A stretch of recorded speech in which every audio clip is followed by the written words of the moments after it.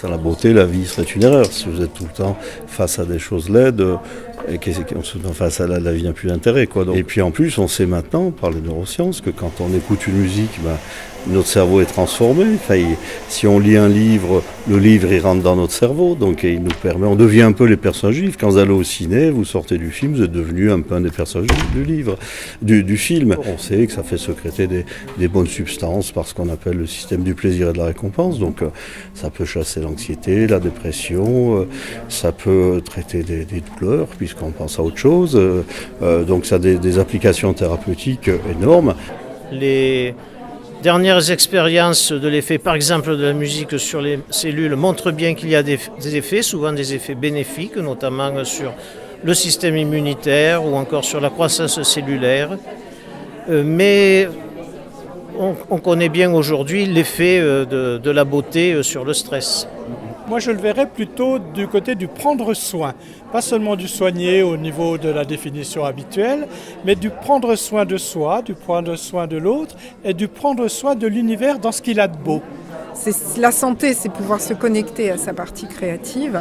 Et le contact avec la beauté provoque ça. C'est-à-dire une œuvre musicale qui nous plaît, un poème qui nous stimule, ça peut nous donner envie d'aller chercher en nous comment être créatif. Et en cela, c'est guérisseur. Soigner, c'est d'être capable de voir une réalité.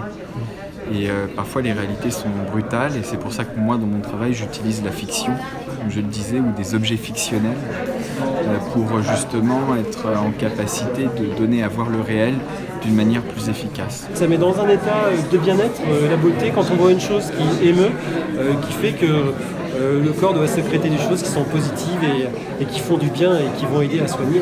Mais quelle idée! Mais qu'est-ce que vous allez faire? Vous allez guérir les gens avec la beauté. Et il y a un premier mais je comprends et que c'est aussi quelque chose qui est très qui est d'une spiritualité en fait très très grande, qui est vraiment d'en parler, de se rencontrer sur tous les niveaux avec du théâtre, avec de la musique, tout ça. Oui, je peux imaginer quelque chose peut se déclencher. De toute façon, moi je peux juste témoigner que pour moi, la beauté est représentée par les textes théâtraux sont indispensables dans ma vie. Donc quand on se demande est-ce que ça peut guérir, ça peut me guérir de toute façon. Donc je suppose que ça peut aussi guérir autres gens. Oui, donc pour moi c'est assez logique et assez évident de juxtaposer ces deux choses, quoi. Voilà, et de croire au fait que des choses comme musique ou comme peinture ou comme des trucs visuels ou même les textes, si vous voulez, peuvent vraiment, physiquement, guérir des gens. Pas seulement, oui, c'est pas mal, c'est bien, ça aide, ça console. Non, vraiment. Donc moi j'ai pas du tout du mal à croire ou à accepter ça.